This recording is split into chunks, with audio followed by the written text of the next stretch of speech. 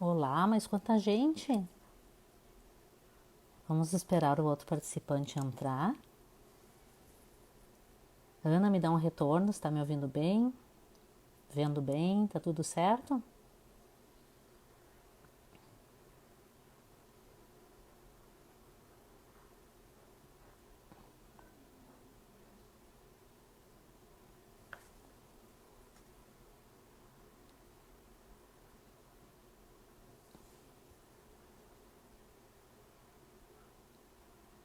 Tudo perfeito, Grace, que bom.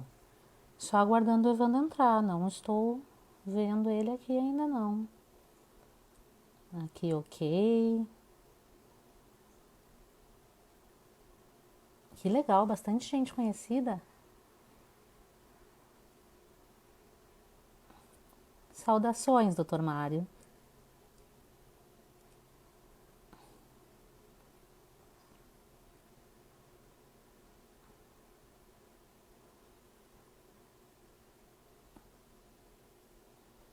Oi, Aline, vamos aguardar o Evandro entrar para iniciar nossa live. Raíssa. Que legal, né? Pelo menos dá para ver vocês por aqui.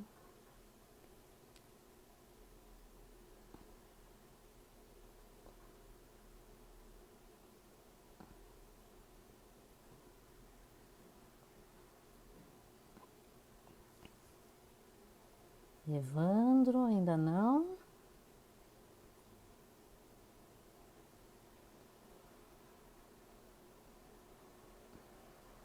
Oi, Raíssa.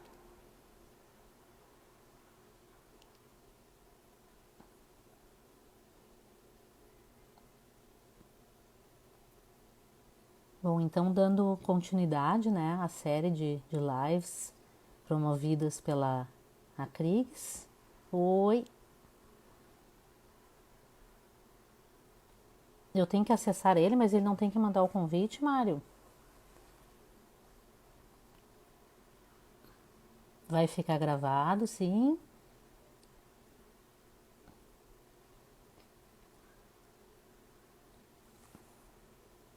Eu sei, Elisa. Deixa eu ver aqui.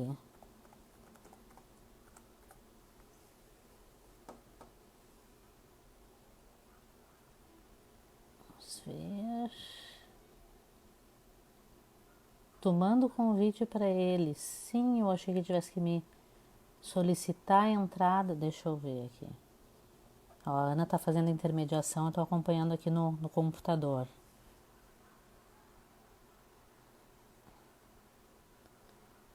Sim, Mário, ele não entrou ainda, pelo que eu tô vendo. Tem que aguardar.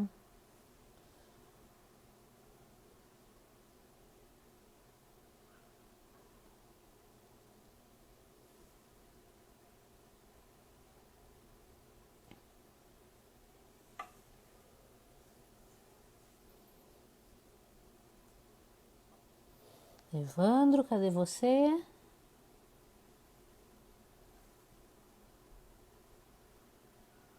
Deixa eu ver aqui. Não está ainda, não. Quanta gente conhecida, que legal.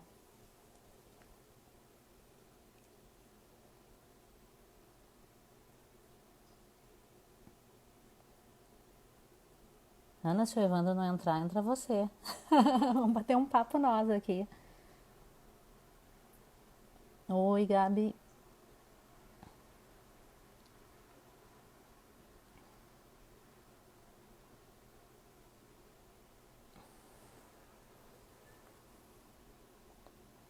Entrou. Peraí, achei o Evandro aqui. Vou mandar o convite. Ver se eu fiz certinho. Aguardando. Eu também, são áreas que eu adoro. Evandro, chegou. Oi, E aí, tudo tudo bom? bom? Tá ficando nervosa aqui. Eu tava, é, eu não tô muito acostumado com essa coisa de live todo. Eu tava tentando Ah, entrar nem pelo, eu. eu tava tentando entrar pelo computador, só que pelo computador não dá. Eu entrei pelo celular Sim. agora. Tem que ser pelo celular, né? Tem que ser o Insta, tem que ser pelo celular. Celular. É. Poxa, a Ana não te passou essas instruções? Poxa, Eu, eu, Ana. eu perguntei para ela e ela, eu acho que é pelo celular. Eu digo, vou tentar pelo computador, que é mais prático, mas tudo bem. Sim. Vamos lá. Bom, a Ana, que eu tanto falo aqui, é a diretora científica da CRIX, né, que gentilmente fez esse convite para a gente participar dessa live nessa segunda-feira, com dois assuntos bastante interessantes, né, Evandro? É, ah, falar para vocês um pouquinho sobre entomologia forense. É, e a Rosane vai falar sobre antropologia forense. Isso aí. Antes, quem é? Quem são Rosane e Evandro, né? Bom, Pois posso começar é, me apresentando? vai em frente. Tá, então eu sou a Rosane Baldasso, né? Sou cirurgiã dentista, ortodontista, né? Graduada em odontologia pela URGS, pós-graduada em ortodontia e ortopedia facial. E após entrar para a perícia oficial, né, em 2009, eu busquei me especializar na área. E daí fiz pós-graduações vinculadas, né, à área forense. Então eu tenho especialização em odontologia legal pela ABO, aqui do Rio Grande do Sul. Tenho mestrado e estou terminando o doutorado pela USP São Paulo, também em odontologia legal. Sendo que as áreas de pesquisa, né, tanto da especialização quanto do mestrado e doutorado, são áreas de pesquisa ligadas à antropologia, né, especificamente identificação de indivíduos por imagem. Então, falei disso, sou professora do curso de especialização da ABO aqui no Rio Grande do Sul, né, e basicamente isso, entrei na perícia no concurso de 2008, estou atuando desde 2009 e estudando bastante sobre o tema, né. E aí, Evandro, você? Eu sou biólogo, me formei na URGS, em biologia. Assim que eu me formei, o primeiro concurso que eu fiz foi para o GP. O biólogo, quando se forma, ele é um desempregado em potencial. Então a gente Hoje em sai, dia todo mundo, né? todo mundo, né? Tá difícil para todo mundo. E então a gente sai tentando tudo o que aparece. E quando eu fiz esse concurso lá em 2002, não se tinha tanto foco sobre a perícia como se tem hoje em dia, né? O concurso era bem menos concorrido, tinha menos pessoas para fazer. E eu me inscrevi e, para falar a verdade, eu não sabia do que se tratava. Eu fui depois que eu passei, que eu vi que ia ser chamado e comecei a procurar mais sobre do O que, que que que eu vou se fazer? tratava, que se tratava esse concurso, né? E, em resumo, eu acabei me apaixonando pela coisa, fui estudando, fiz mestrado, fiz doutorado, são áreas que não estão relacionadas com a perícia diretamente. Eu fiz mestrado e doutorado em bioquímica. Depois surgiu na PUC um curso de especialização em biologia e genética forense, que é uma pena que eles não tenham editado mais vezes esse curso. E lá na PUC eu me especializei, curso de especialização em biologia e genética forense. E estamos aí, ó, até hoje. Já trabalhei em vários locais dentro do departamento de criminalística. Comecei a trabalhar na seção de disparo e funcionamento da balística. Depois, o local que eu fiquei mais tempo trabalhando foi no atendimento de locais de morte, né, no plantão, a gente chama de plantão do DC. Depois eu fui para Química Legal, perícias de crimes contra o meio ambiente e hoje em dia eu faço exames em veículos. Um resumo, bem resumido do que eu Na já fiz realidade, nesse. como boa parte dos peritos, né, a gente circula bastante entre as sessões. São raros os peritos que ficam desde o início numa sessão, né? Eu nem É, falei meu histórico porque é longo também, né? Mas de modo geral, eu entrei no plantão, tive uma breve passagem pelo plantão de local de crime, saí por conta de uma licença maternidade, saí do plantão, fui para outra sessão interna, né? Voltei, após a licença maternidade, voltei para a sessão de levantamento de local. Passei um bom tempo na documentoscopia, né, documentoscopia forense, e desde então trabalho na seção de perícias em áudio e imagens, especificamente nas perícias de imagens, né. Então, desde que passei no concurso, fui lotada no departamento de criminalística e aqui estou, né? E o interessante do que a perícia proporciona no departamento de criminalística é justamente circular nas várias sessões, né, aprendendo um pouco sobre cada coisa e deixando também um pouco da gente em cada um daqueles trabalhos. Isso é muito interessante. Não, e a troca, né? Porque a boa parte dos trabalhos são multidisciplinares, né? A gente tem que Sim, buscar apoio na engenharia, tem que buscar apoio na antropologia, né? Tem que buscar apoio junto ao pessoal do laboratório. O trabalho tem que ser conjunto, senão não funciona, né? é, mas a antropologia ela tem tudo a ver com o local de crime, Com né, Osane? certeza, com Ela pode ser certeza. uma ferramenta muito interessante para o local de crime, pode ser uma habilidade muito interessante que o biólogo agregue no seu hall de habilidades que o perito de local de crime tem que ter. Né? A antropologia forense é fundamental. A gente estava Sim, não dá discutindo um para caso esses pensar, dias. não dá para pensar na antropologia como uma área restrita médica, né? Com certeza não. É uma área como tantas outras multidisciplinar, né? Onde cada um acrescenta a parte do conhecimento que cabe, né?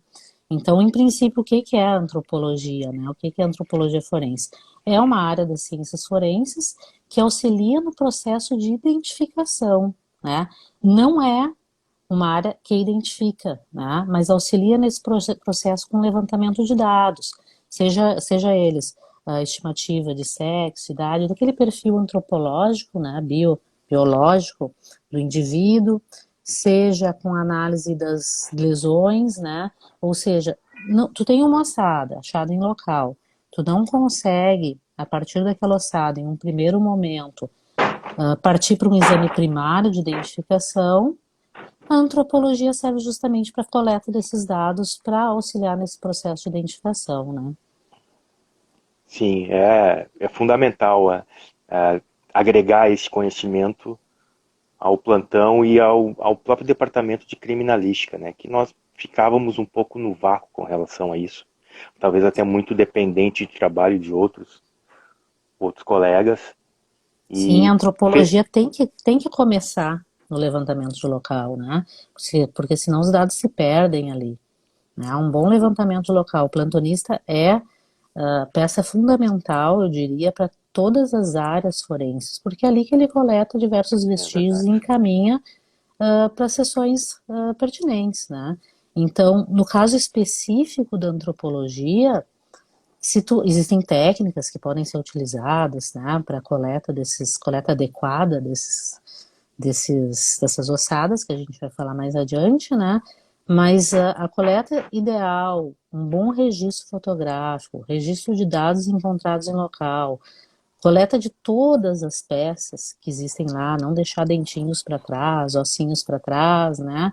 E encaminhar isso para o departamento médico legal é o primeiro passo da antropologia, na realidade, é a antropologia forense, né?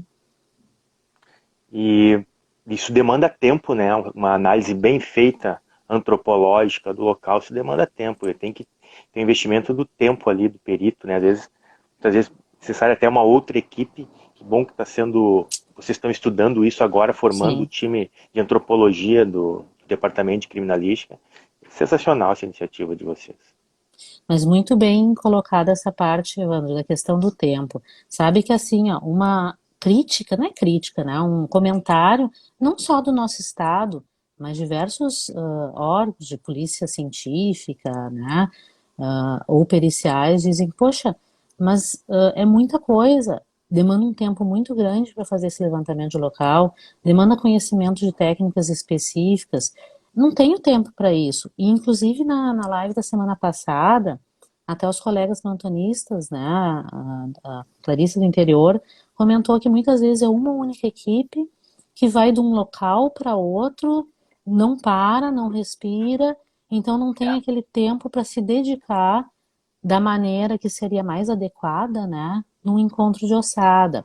E eu entendo isso, realmente é complicado para um perito plantonista assumir mais esse encargo, né? Uma alternativa é essa, ter uma equipe disponível para fazer esse tipo de atendimento, um pouquinho mais de estudo a respeito, um pouquinho mais de conhecimento, que se dispõe a fazer esse tipo de levantamento, né?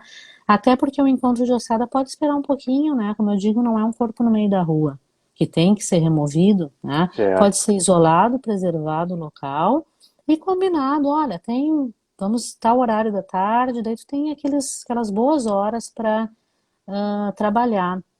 E até o que motivou esse convite, né, para essa live, foi justamente um trabalho que a gente fez em conjunto, né? A Ana participou, o caso era da Renata, que está aqui participando da live também, né?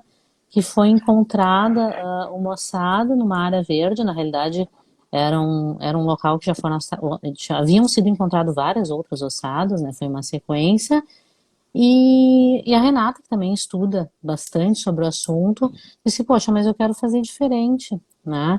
Ah, como é que a gente pode fazer? Daí ela entrou em contato comigo, nós formamos uma equipe, fomos ela, a Ana e eu, né, junto com um fotógrafo criminalístico e um motorista, né, e nos dedicamos era plantão da Renata, Renata plantonista, né, e nos dedicamos durante um bom período daquele plantão dela, né, ainda bem que não teve nenhuma outra chamada nesse meio tempo, para fazer um levantamento da maneira que a gente acredita ser mais adequada, né, usando técnicas de arqueologia forense para levantamento desse local, né. Então eu entendo quando o perito diz, perito de local, plantonista, poxa, não dá, é muito complicado, né? Eu não vou estar ali com uma pazinha removendo areia, isso eu ouvi de outros estados, não foi dos nossos peritos, né? É inviável. E é inviável também ter uma equipe disponível, isso eu ouvi do nosso estado, né? Dentro da antropologia, da seção de antropologia, para fazer esse tipo de atendimento. Então, nós temos dois problemas aí, né, Wanda? Primeiro, a questão de quem atende, né? É Uhum. um antropólogo, é uma equipe especializada no levantamento de local, é o perito de local. Precisa de algum material diferenciado? Sim, precisa, né? O ideal depois a gente vai falar de técnicas, mas são instrumentos mais delicados, né? Pazinhas plásticas, inchadas, uma peneira para tu conseguir pegar todo aquele material que está sobre a terra, né? Dentes, pequenos ossos, ossos de mão, punho, né? E a outra questão também muito importante, Wanda, nesse caso, é a comunicação entre a equipe que está fazendo esse atendimento de local e a equipe que vai fazer realmente o levantamento biológico, né, bioantropológico, no departamento médico legal ou dentro de um outro departamento na polícia científica, né? Porque não adianta também fazer um trabalho exemplar, tudo super bem documentado, direitinho, e chegar para quem for fazer a montagem e um exame detalhado dos ossos, no mesmo saco de sempre, sem informação nenhuma, não ter essa comunicação. Ou seja, tudo isso não pode sair só no laudo do perito criminal. Tem que ter uma comunicação, é um trabalho conjunto que inicia lá em local de crime, né? Então são essas duas questões. Primeiro, o perito, quem é que vai trabalhar com isso, quem é que vai fazer isso. Todo perito de local é apto a trabalhar com isso. A questão é realmente a disposição do tempo, né? Que é realmente, tu trabalhou em local, eu acho que cada vez mais tem solicitações, aumenta muito, né? Então tem que ser um processo bem dinâmico esse atendimento. E a segunda questão que eu levanto é a comunicação entre departamentos, porque não adianta nada fazer um trabalho de excelência em local de crime e chegar no mesmo saco que poderia chegar se fosse escavado, entende? O material Sim. coletado.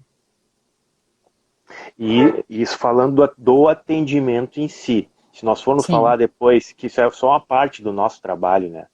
A parte que o pessoal não vê é a redação do laudo, é a Oh, manufatura do sim. laudo, que isso demora mais quanto tempo depois? Então, se somar mais isso Sim, tem um ao perito com procedimento. 3, 4 locais por dia, 3, 4 locais por semana que vai redigir aquele laudo e ainda vai ter que fazer um laudo diferenciado para o encontro de ossada, realmente é complicado, né? É Uhum, compreensível, né? claro, Essa negação, né, em atendimento desse tipo de local. certo. E nesse contexto também a gente pode inserir a entomologia forense, né? Quantos locais nós atendemos, os chamados podrões, né? Tem É, lá quem está lá presente, onipresente nesses locais, principalmente nos períodos mais quentes do ano, são os insetos. Ó, a Marzotto Os falando da cadeia de custódia do material coletado aqui. É difícil a gente Importantíssimo. coordenar as perguntas, né? E a fala É, também. Mas assim, ó, eu vejo que tem bastante aluno aqui nessa live acompanhando. Explica um pouquinho o que é entomologia forense. a entomologia forense é a utilização de insetos, ou melhor falando, de artrópodos, em casos forenses, em casos que são levados ao fórum. Ela pode ser dividida, os manuais, os livros, dividem principalmente em entomologia forense urbana, né, que são ataque de cupins a móveis, a imóveis, que acaba causando problemas de desvalorização dessas peças, desses objetos, desses imóveis, e que muitas vezes redundam em processos na área civil, em busca de indenizações. A entomologia forense se insere nesse contexto urbana. Nós temos a entomologia forense de produtos estocados, né, os insetos, o pessoal acha que os insetos eles causam grandes danos a lavouras ainda plantadas, mas a maior parte dos prejuízos que os insetos causam são em produtos estocados, em grãos estocados e muitas vezes em já produto alimentar pronto para ser vendido, estocado, biscoitos, macarrão, esse tipo de produto que também é mais uma questão civil, mas que pode essas duas acabarem redundando na área criminal. E nós temos também, aí nos interessa mais, a entomologia forense médico-legal, que é a entomologia forense em cadáveres. Então, nesse contexto, a entomologia forense ela pode responder algumas perguntas, né?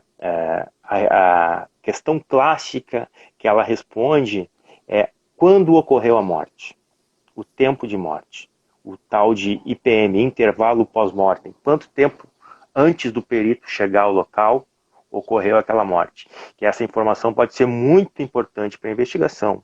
Ela pode colocar ou retirar alguém da cena do crime. Ela pode responder também quem é o morto, como é que ela pode auxiliar nisso. O DNA da vítima pode acabar dentro no sistema digestivo das larvas, no caso.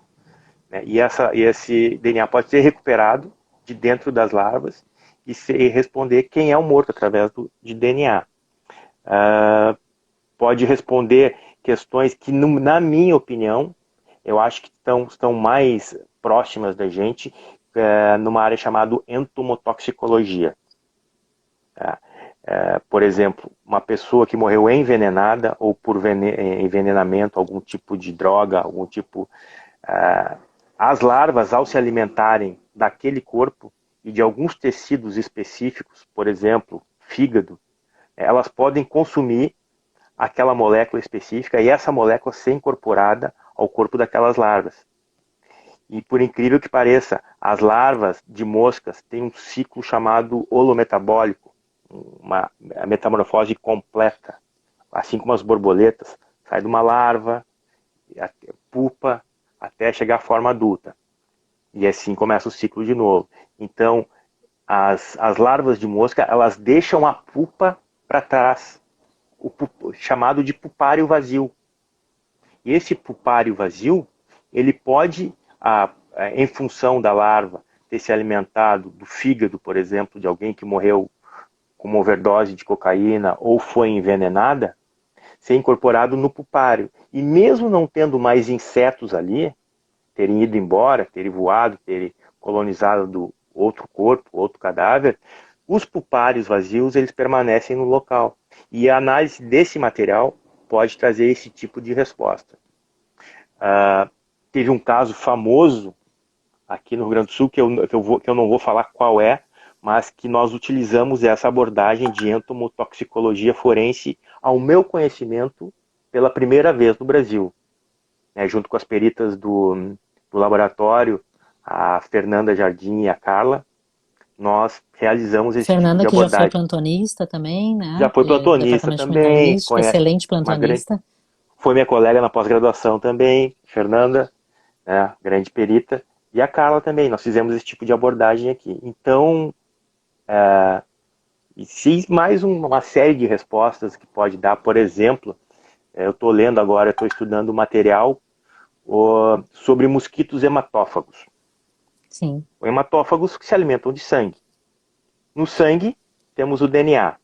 E através do DNA retirado de dentro dos mosquitos hematófagos, nós podemos chegar tanto à vítima quanto ao agressor, identificar o agressor.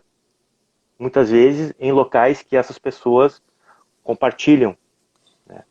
até o pessoal está Já se sabe. comentando, né? Na realidade é um estudo de grande importância e que muitos desconhecem, né? E até Exatamente. tem uma pergunta que o Google deixou, disse que ia acabar a bateria dele, né? Que ele perguntou o que seria necessário de insumos para implementar um laboratório de entomologia forense. Né? Porque na realidade ele acaba trabalhando em parceria com o departamento de laboratorial, né? Sim, o trabalho ele começa na rua, como grande parte do trabalho da perícia, mas ele acaba sendo levado para os laboratórios, né? Que é onde ocorrem as análises mesmo, o processamento dos materiais. Sim, Né? Nós precisamos de um laboratório, por exemplo, uma estufa para criar os ovos das larvas, das moscas, até larvas, fazer eclodir os adultos para tentar identificar. sim. Mas nós sabemos também que não tem demanda suficiente ainda para nós termos um laboratório dedicado Mas na exclusivamente a realidade, isso. Evandro, isso aí eu tenho que discordar um pouquinho que a demanda se cria, né? É o que É como o que se eu ia complementar. começou. Então eu vou deixar tu falar. Justamente, a gente sabe que a demanda não existe porque não é feito. A partir do momento que ela passa a ser feito, aquele tipo de trabalho, aquela abordagem, aquele tipo de análise, a demanda se cria, ela aparece rapidinho. É como um local onde não tinha posto de criminalística e os atendimentos chamados naquela cidade eram baixíssimos. E ao se Sim, colocar e o para posto outra, naquela cidade, naquela região, se viu que tinha um número de atendimentos reprimido enorme. E que eu com acredito que certeza. seja também o caso da entomologia e também da antropologia. Então, é uma espera latente ali. A qualquer momento vai A Renata explodir, até vai. postou, não tem demanda porque não tem serviço, né? Demanda terá. Na realidade, assim, a própria, posso citar a própria perícia em imagem, né? Identificação humana por imagem, também não tinha demanda, né? No momento que se iniciou esse trabalho, hoje é o carro-chefe das perícias de imagem. Então, é o que mais tem solicitação, identificação e reconhecimento por imagem, né? Então, a questão é começar a fazer, mostrar o serviço que com certeza vai aparecer, né? Então, tu acha que pode ser feito junto do laboratório de toxicologia, pode ser feito dentro do departamento de criminalística? Como é que a gente poderia montar um laboratório junto de um laboratório de antropologia também? Eu colocaria dentro de porque a entomologia forense ela está dentro de uma grande área que se chama zoologia forense. Então, colocaria dentro de um laboratório de zoologia que nós poderíamos abranger outros tipos de análise também, Análises, né? outros grupos animais, por exemplo, que são interessantes, né? E Perfeito. também com parcerias com instituições de ensino superior, que eu acho É isso importante. que eu ia falar, exatamente. Sabe? Nós podemos Seria utilizar ideal. a infraestrutura deles, o know-how deles. Né? Eles, na verdade, eles estão tão loucos para fazer esse tipo de parceria conosco, né? Porque nós temos a casuística, né? Muita, mas eles têm toda a infraestrutura lá.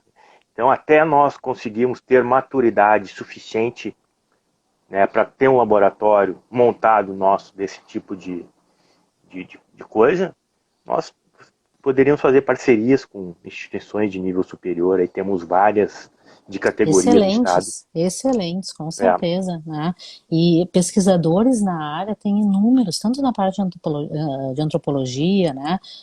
Qualquer área forense tem inúmeros pesquisadores ávidos por colaborar com a perícia criminal, né? Então, acredito que para a veterinária, a Ana está falando, com certeza, né? Então, realmente, eu acho que respondendo um pouquinho a resposta a pergunta do Guga, não necessariamente precisaria investir num primeiro momento, mas sim fazer parcerias, né? Até uma questão interessante, né, desse distanciamento que tem, eu diria que em grande parte dos estados, né, raros têm essa proximidade e são referência no Brasil, né? Esse distanciamento que tem entre a academia e a vida como ela é, como a gente diz, né, deveria ser diminuído, né?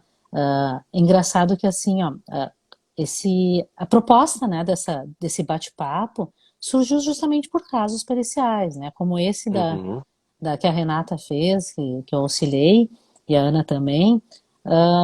Foi um caso que saiu, inclusive, na mídia local aqui, né? Foi mostrado pela comunicação do próprio IGP e seguiu e foi para os jornais locais, né? E saiu como técnica inédita utilizada, né, de escavação em local de crime, né? E muitos acadêmicos, pesquisadores, quando eu falo acadêmicos, não falo necessariamente estudantes, né? Muitos pesquisadores na área falaram, mas o que tem de inédito nisso? Não tem nada de inédito, né? Técnicas de arqueologia utilizadas na antropologia de campo, né? Eu disse, o ineditismo está justamente na aplicação, porque na atividade pericial, no dia a dia pericial, o que a gente estuda e transforma em protocolos e toma como um ideal, não acontece muitas vezes da maneira ideal. Então, o ineditismo foi justamente a aplicação da técnica em um local de crime real, né? Como eu disse, para a gente aqui do Sul foi inédito, talvez alguns estados não seja, como Distrito Federal, né? Que de repente tem uma equipe disponível já está um pouquinho mais adiante, né? E tem uma equipe disponível para fazer esse tipo de atendimento. Mas para nós foi inédito, sim, porque o que se conhece, né, de pesquisa, de protocolo, de doutrina, foi aplicado corretamente em uma cena de local de crime, talvez pela primeira vez aqui no Sul. Até tu me mostraste uns casos, né, Wando, que tu atendeste há um tempo atrás, muito legal, muito interessante, né, e até comentou, poxa, não se fazia isso, não se usava instrumental adequado, não se fazia todo esse isolamento de ar, escavação por camadas, né, peneira, uso da peneira para pequenos elementos, mas mesmo assim como todo perito de local de crime, busca excelência e faz o que pode com o que tem, né? uhum. Então, conta um pouquinho desse local, se tu quiser, Sim, eu lá me lembro bem atrás. desse local. Eu me Eu lembro nem bem era desse perita local. ainda. Ah, era um local que estava sendo construído um empreendimento imobiliário, loteamento de terrenos e casas. Então estavam fazendo limpeza nos terrenos lá, abrindo as ruas, né, fazendo a infraestrutura necessária para o condomínio. Um condomínio de luxo de alto padrão, aliás. E encontraram lá no meio, os trabalhadores encontraram lá um crânio, alguns ossos e tal. Um terreno bem acidentado, por sinal. E que nos chamaram no plantão, chamaram encontro de ossada, né? Tem até uma parte lá do protocolo do plantão que é encontro de ossada. Né? Foi lá fomos nós. Igual, a nossa diretora, a Eliana Sarres Pessoa, sempre dizia, ó, tenta tirar o máximo de informação que puder do local. Né? Sempre tem algo. E realmente, quem procura acha, né? Chegamos no local, encontrei o crânio, alguns ossos longos, primeiro, fêmur, né? E como o terreno era acidentado, né, completamente esqueletizado, esqueletização completa, né, então podemos colocar aí 2 anos, a partir de 2 anos. Como o terreno era acidentado, uma parte dos ossos foi arrastada, acredito que pela força da chuva, etc., para um patamar inferior. E lá tivemos que fazer uma espécie de escalada, descida, né? Meu Deus. Quase Sim. com uma corda e com uma pá nas costas, né? Eu e o paim da remoção. Fomos lá e comecei a cavar em volta, já parte dos ossos cobertos, comecei a cavar em volta. cavar, cavar, cavar. Comecei a achar os ossos, alguns ossos longos ainda e muitos ossos pequenos, né? A gente sabe que a maior parte dos ossos do corpo humano são ossos pequenos. Os ossos longos é a minoria. Comecei a muitos ossos do punho, de pé, dedos e tal. E, deu para fazer o desenho perfeito assim. A chuva, eu vi a chuva caindo e arrastando os ossos, e aí pelo tamanho, né, os ossos pequenos eram levados mais ao longe primeiramente, e os ossos longos ficavam mais próximos, exatamente como a chuva faria num local. Sim, faz Chama-se toda a dinâmica, né? tafonomia, que a gente usa muito a tafonomia quando estuda paleontologia. Na biologia, nós estudamos paleontologia, que é os ossos fossilizados daí, né? Outra coisa. Então a gente estuda muito tafonomia, de como que aquele fóssil se formou daquela maneira, daquele jeito. Então a gente conseguiu fazer até a dinâmica pós-mortem, né, do arrastamento dos ossos. Alguns detalhes importantes, como uma miçanga em torno do tornozelo, né, deu para ver ali Informações importantes do local, né? é, Que vão servir de uma, recurso para reconhecimento da vítima no futuro, né? uma bermuda rasgada, uma camiseta, que a gente pode verificar se tem perfurações, se tem danos naquela camiseta produzido por armas brancas ou projéteis de arma de fogo. Isso tudo a gente pode tirar do local. Então, mas a gente não conseguiu, não tinha dano nenhum nas camisetas, e a definição da morte nós não conseguimos fazer ali. Certamente ficou um trabalho para o departamento médico legal, né? Que desempenha de forma mais abrangente isso. Então, nós Mas recolhemos fizeste o os ossos. levantamento, exatamente, fizeste o levantamento adequado, né, com coleta de informações necessárias para seguir os trabalhos em mesa, né, em laboratório. É o que tem que ser na realidade, né? Sim, como a Joseli está falando ali, a gente trabalha com o que tem e tira leite de pedra, né? E É sempre assim, cada local tu vai vendo a necessidade de aquisição de instrumentos, né, que tu possa utilizar e vai ampliando e exatamente. assim se chega à excelência de atendimento, né? Cada local de crime que se atende, ele te prepara muito melhor para o próximo local. No Com próximo local, certeza. tu vais estar mais preparado do que esse último. E assim por diante. Então, a E experiência é tudo, né? daí entra a sugestão de equipes especializadas, né? Equipes especializadas como já tem em incêndio na engenharia, Sim. equipes especializadas em antropologia, seria bastante interessante, né? Ah, quando nós falamos aqui de parcerias com universidades, só para aproveitar, deixa antes que a gente Uhum, passe e uhum. esqueça, né? A Raíssa fez um comentário que a odontologia da URGS está de portas abertas para a gente fazer pesquisas, né? A Raíssa é professora titular de odontologia legal dentro da Universidade Uhum. Federal aqui do Rio Grande do Sul. Muito Ótimo, interessante, né? ótimo. O Álvaro perguntando sobre esse local, junto com a Ana Renata, é possível dar mais detalhes sobre o local, sobre o trabalho realizado? Sim, Álvaro, na realidade entrar, fiz um cronograma aqui, né, de contar de casos, mas eu já posso falar, sim, especificamente desse local, né? Ah, foi um local bastante interessante, né? E daí entram também os cursos de formação, né? De inspetor, de escrivão, de delegado de polícia, a boa instrução que o pessoal da perícia dá nesses cursos, que foi localizado, então, dentro de um terreno que já tinham sido achados outras ossadas, foi localizada em processos de escavação e de busca, né, da polícia, um crânio, mas parcial, uma visão parcial do crânio. E a delegada muito bem isolou o local e chamou a perícia, né? Deixou isolado, preservado, né? Guarnecido, e nós podemos desenvolver, Álvaro, nesse local, todo o atendimento com a maior calma possível, dentro de um protocolo ideal, né? Nós fizemos a demarcação da cova, né? A ossada estava enterrada, a partir da localização do crânio, localizamos essa ossada no espaço também, marcamos o norte, né? Fizemos uma escavação grosseira no início, até visualizar alguma parte de estrutura que a gente possa partir para uma escavação mais minuciosa, mais delicada, né, mais fina, né, com pincéis, com espátulas plásticas para não danificar aquelas estruturas ósseas. E daí tu consegue, a partir dessa remoção em camadas, visualizar todo o corpo, né, toda a ossada montadinha da maneira que o corpo foi depositado naquele local.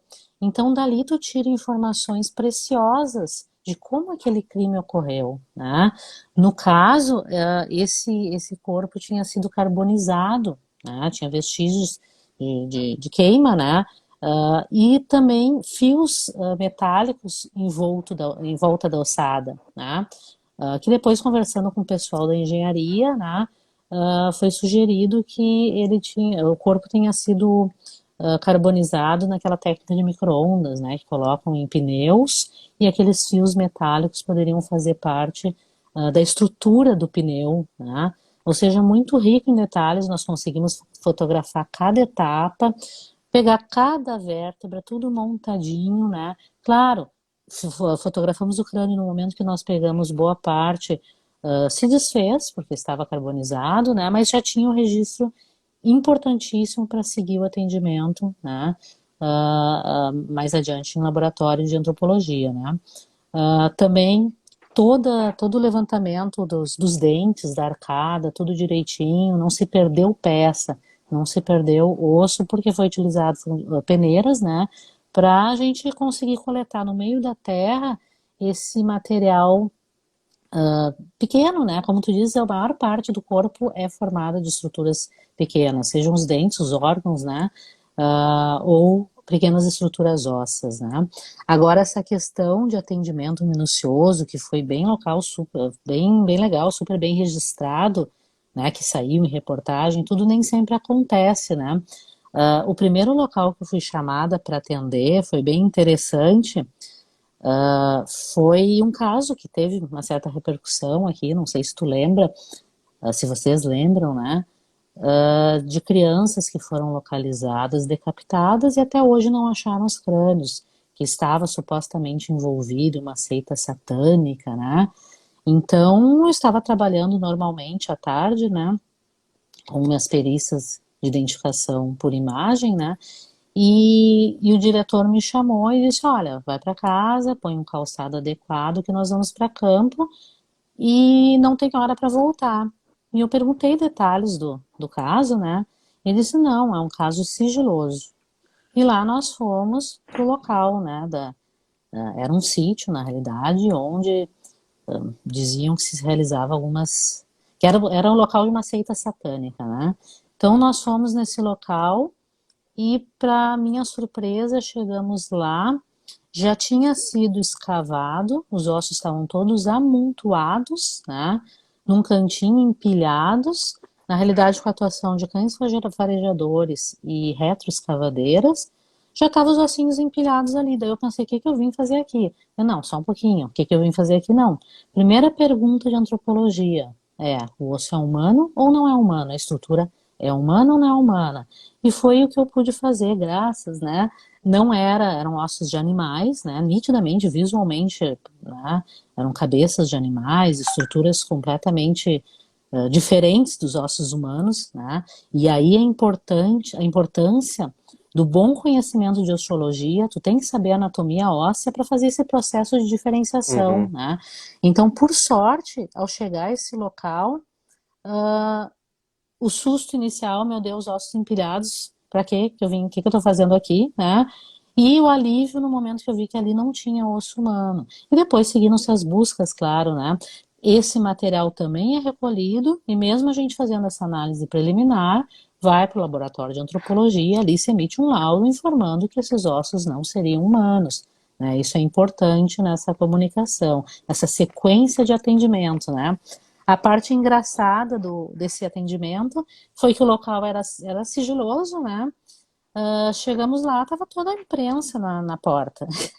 Então, tá, atendi, tudo bem, ficamos. Tinha vários colegas plantonistas lá também fazendo atendimento, né? Esperando para fazer luminol, né?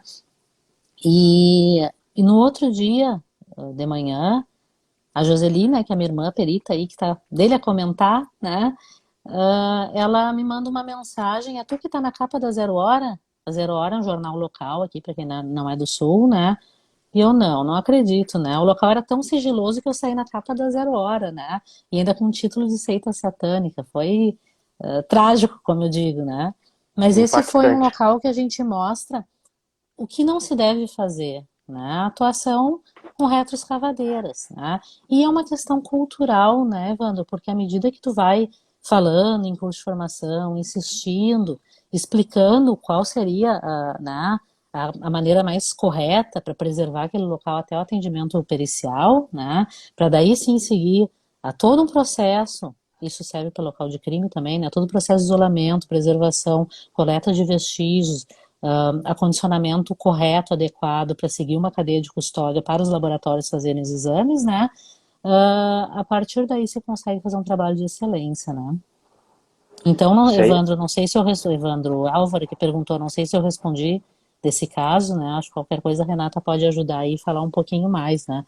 Da sequência desse trabalho. Não da seita satânica, mas do que o Álvaro questionou, né?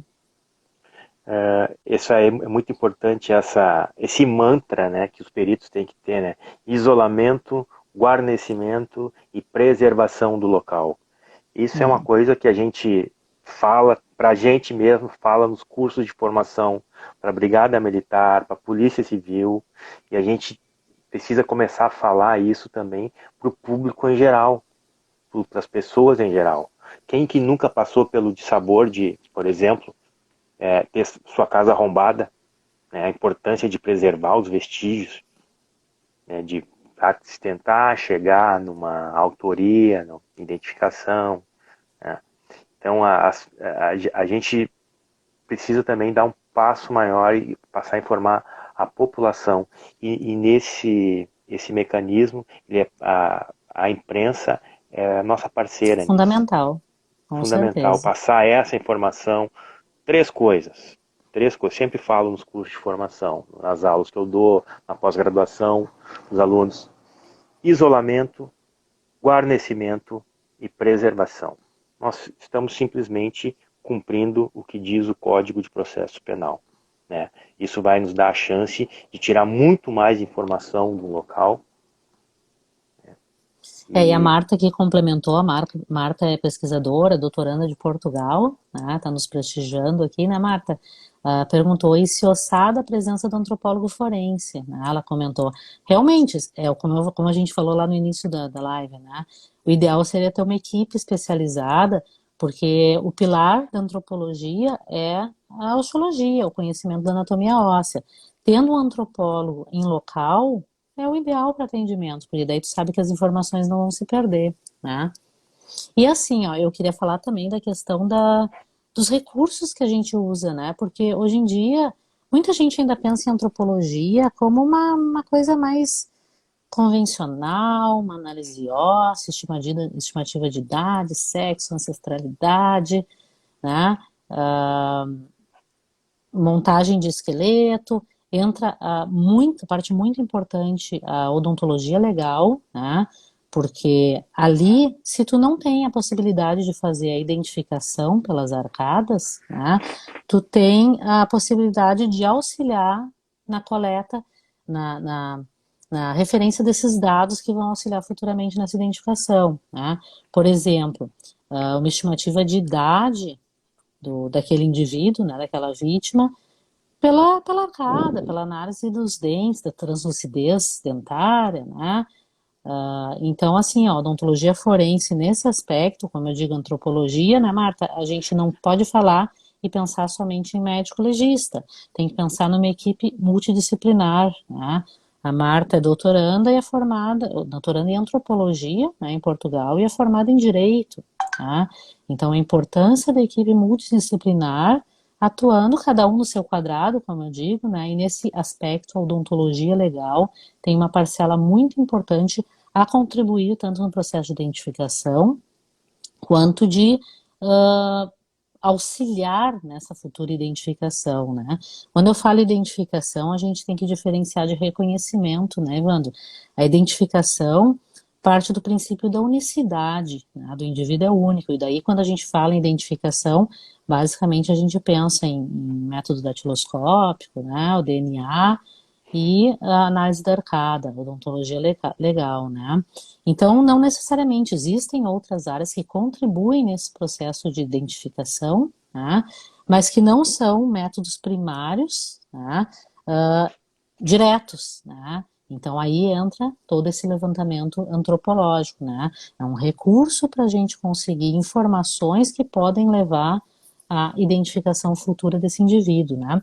E também entra, né, a questão, a gente estava conversando esses dias, né? Eu, a Marta, a Mônica, a Elisa, né?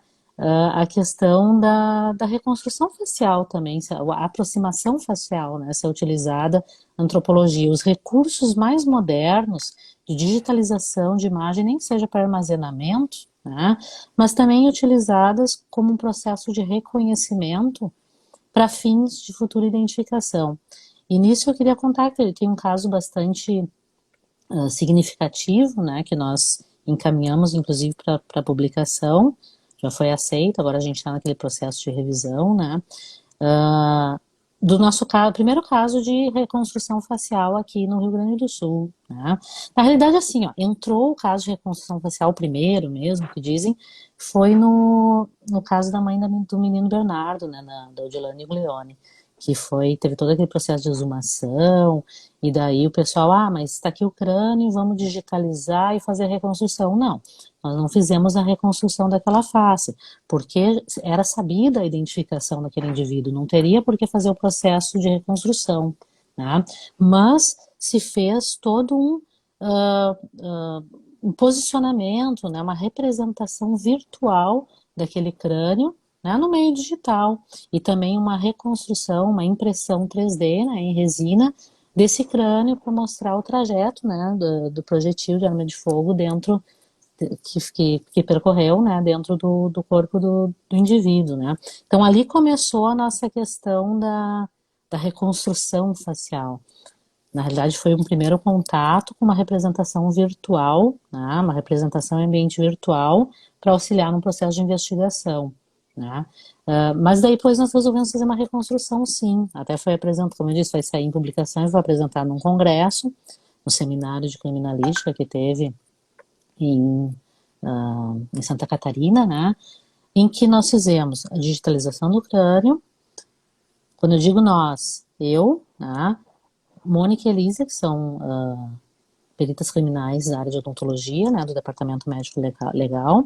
Fizemos a digitalização desse crânio, não temos scanner, obviamente, né, fizemos usando uma técnica de fotogrametria, montamos, reconstruímos essa face, né, a partir de um levantamento qualitativo e quantitativo, né, estabelecendo, estimando todo aquele perfil biológico do indivíduo, né, e a partir daquela reconstrução em ambiente virtual, foi feito um processo de reconhecimento daquela face entre as supostas vítimas. Nesse caso especificamente, foi um reconhecimento pelo próprio perito, né? No momento que a face foi reconstruída, se buscou no banco de dados as supostas vítimas, as prováveis vítimas, e daí se foi feito uma comparação, uma análise comparativa, né? Aproximação, como o próprio nome diz, é uma aproximação, não é a face ideal, como o indivíduo se apresentou naquele momento da morte, né? Porque não tem como tu estimar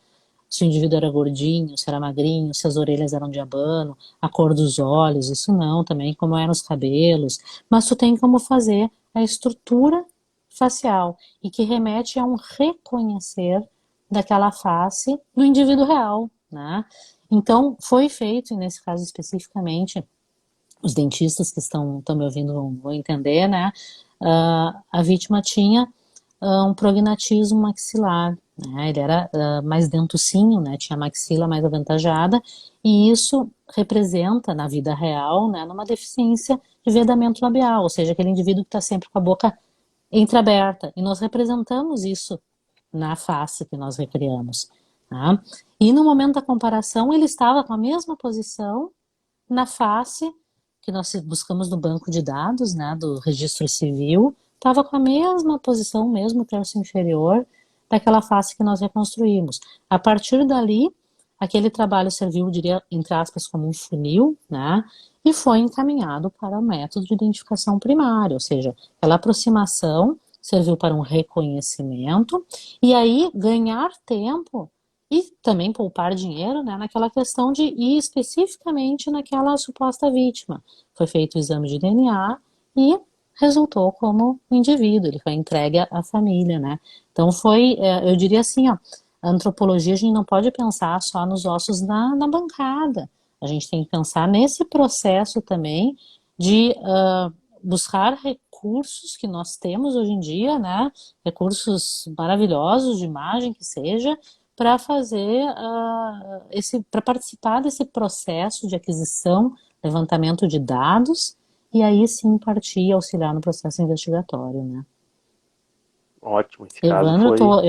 eu tô vendo aqui 19h54, é isso mesmo? Tinha tantas outras coisas para falar. É, Já tá no eu tô vendo final? também. É, eu só, o perito Lucas Toniolo fez um questionamento ali, o que seria, como seria importante para montar um laboratório de entomologia, a gente, Sim. na verdade, montar junto com outro laboratório de zoologia também, né?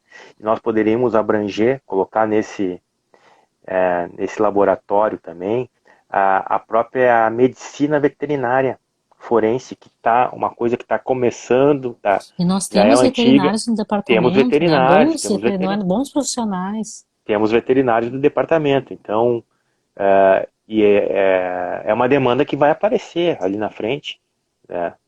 A gente sabe que, de acordo com a lei brasileira, os animais não podem mais ser considerados como coisas ou objetos, né? São considerados seres sencientes. Então, existe todo, hoje em dia, o IGP não vai ter como fazer uma perícia de maus tratos aos animais, por exemplo, né? E isso tudo a gente podia agregar dentro de um laboratório de zoologia, veterinária, forense e colocar os nossos insetos lá, já que os insetos estão em todos os lugares do planeta, colocá-los também lá.